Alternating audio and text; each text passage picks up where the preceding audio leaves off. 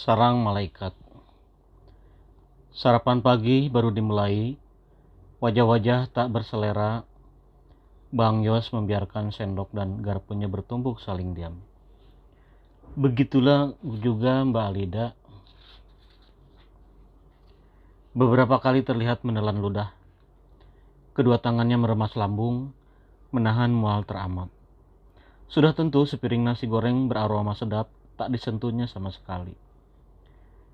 Kalau tidak suka masakan kampung, tidak usah tinggal di sini, ibu menghardik.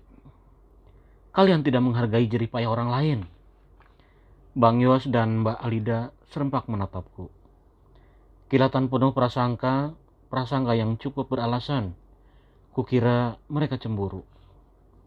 Sudah kuduga mereka akan kembali mencercaku diam-diam karena sikap ibu yang menurut mereka terlalu menganak emaskan aku dan menganaktirikan mereka. Sejak kedatangan mereka 3 hari yang lalu, ibu sama sekali tidak memperlihatkan sikap bersahabat.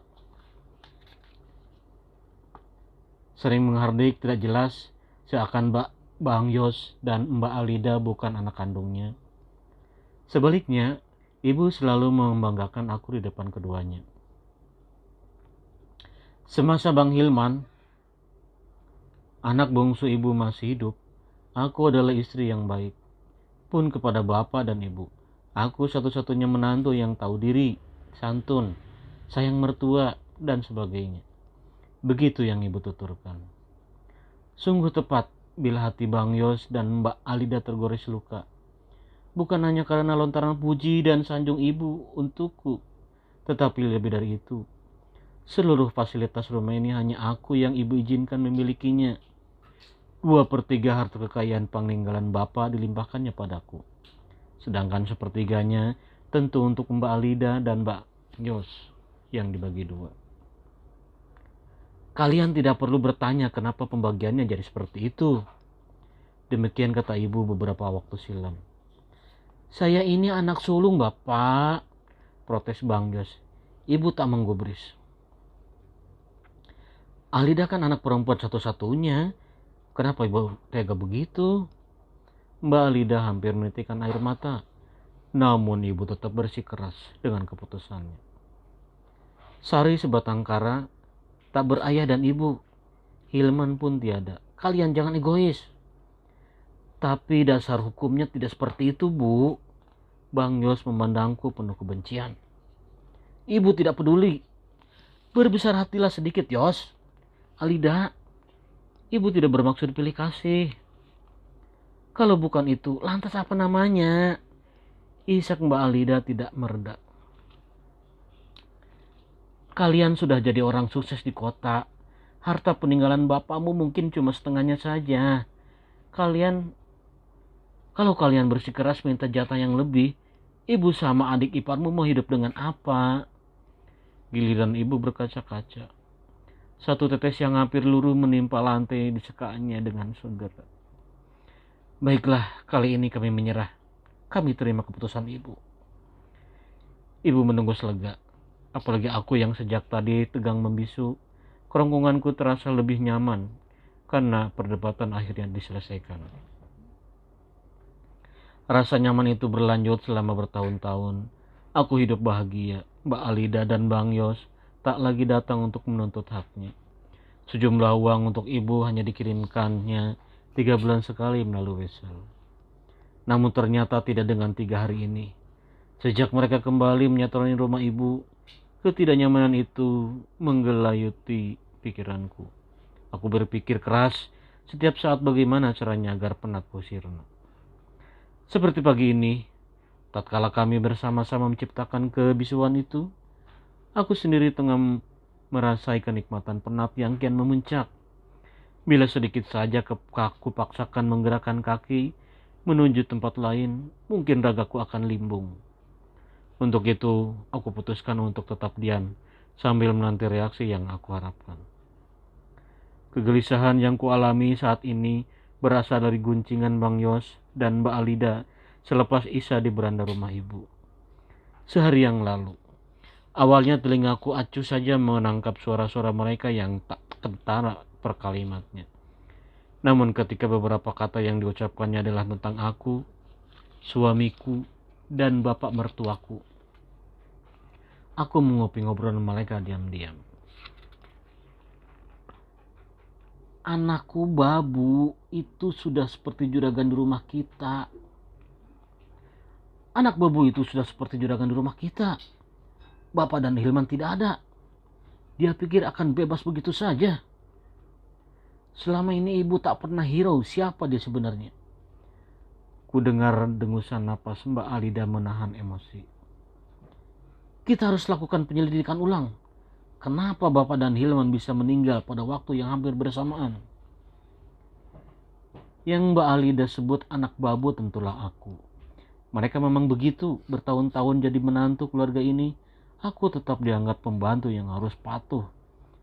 Seperti halnya ibuku dulu yang bekerja setiap pagi dan sore, mengerjakan pekerjaan rumah di rumah mereka. Dulu Mbak Alida juga yang paling bersikap tidak manusiawi padaku ketika tanpa sengaja ditemukannya sepucuk surat cinta milik adik bungsunya di bawah bantal tempat tidurku. Dituduhnya aku sebagai anak babu yang tidak tahu diri. Ibu mertua datang membelaku. Anak muda kalau jatuh cintanya begitu, Alida. Barangkali Hilman memang menyukai Sari. Beda lagi dengan reaksi Bang Yos. Apa yang sudah Hilman lakukan padamu? Sambil mencengkeram lenganku. Bang Yos cemburu, itu pasti. Sudah lama ku tahu anak kedua majikanku itu bersaing untuk mendapatkan aku. Aku tidak cuma cantik tapi menarik. Itulah komentar ibuku setiap kali melihatku berhias di depan cermin di ruang tidur kami. Siapapun kau, Hilman tetap menganggapmu pembantu. Aku tak menggubris. Aku berlalu tanpa jawaban Bang Yos inginkan.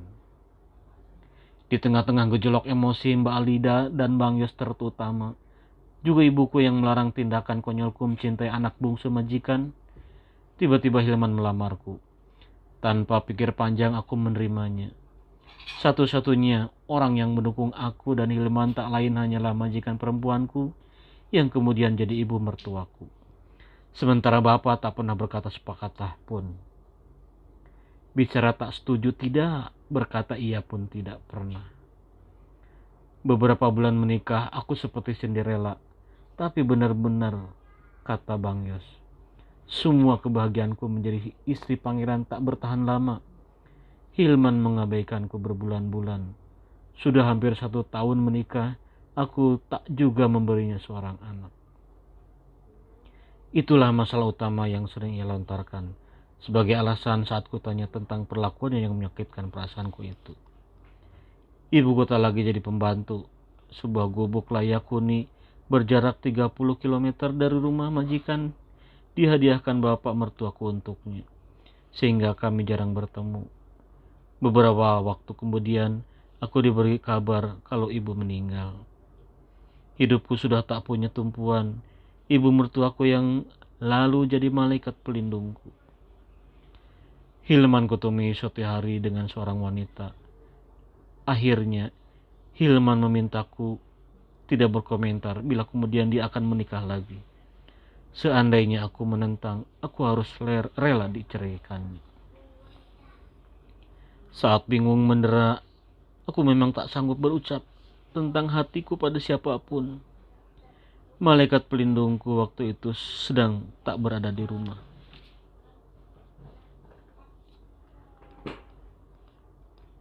Satu minggu yang lalu, Mbak Alida meminta ibu tinggal di rumahnya di kota sampai Mbak Alida melahirkan.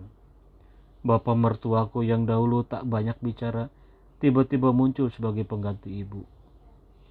Tuhan Maha Adil. Setiap ada yang menyakitiku, dia selalu siapkan penolongnya untukku. Bapak mengerti kesedihanku.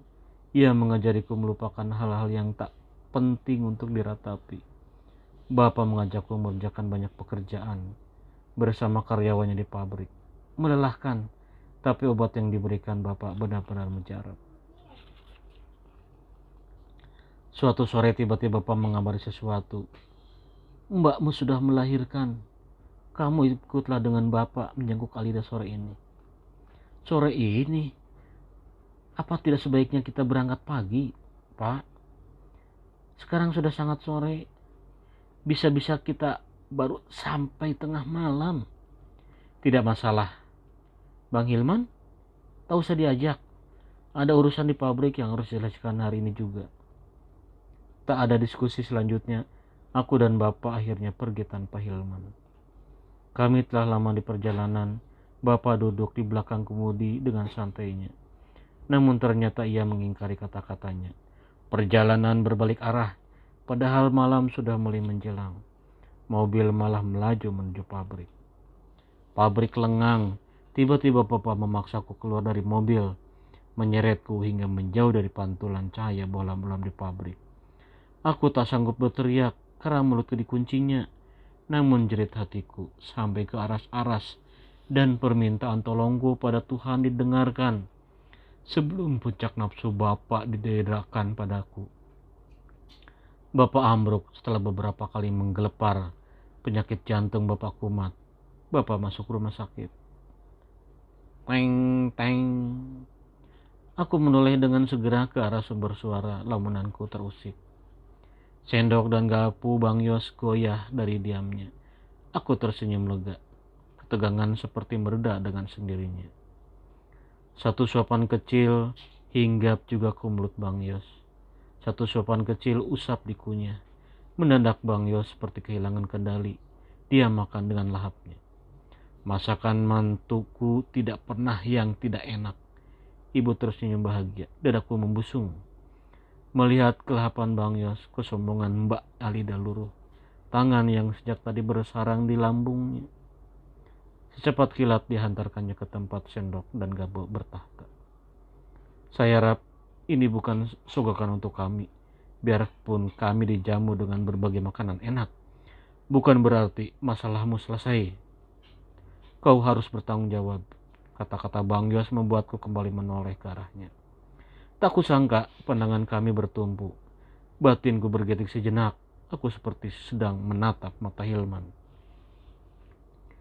Kalian ini tidak pernah tulus menghargai jerih payah orang lain, ucap ibu sambil mengunyah. Ini bukan ketulusan, Bu, tapi soal tanggung jawab. Ibu terkekeh. Macam-macam saja istilahmu, Yos.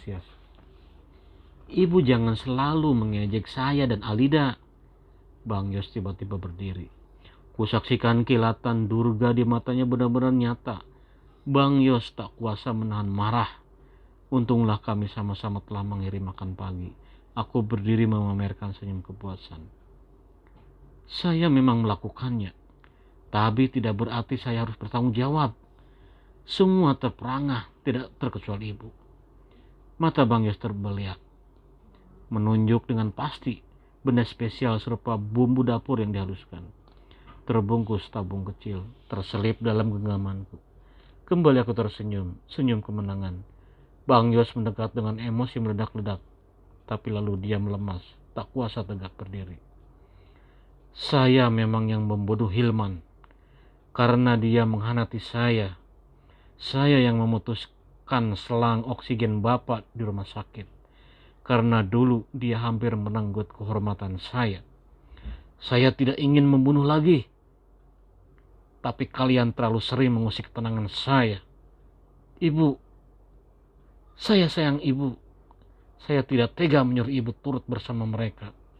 Tapi saya lebih tidak tega melihat hidup ibu tersiksa karena tahu saya adalah pembunuh keluarga ini. Kuusikan ceritaku, dilanjutkan pun sia-sia. Mata-mata itu sudah terpejam meyakinkan. Tubuh-tubuh membeku, membiru.